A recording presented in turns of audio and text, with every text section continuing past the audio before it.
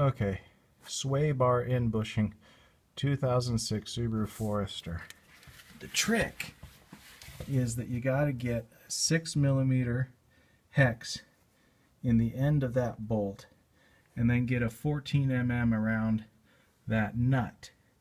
Once you do that, then you can back this thing all the way off of this sway bar end connector piece. And you do it on the top and on the bottom using a 6mm hex in the middle, and then spinning the wrench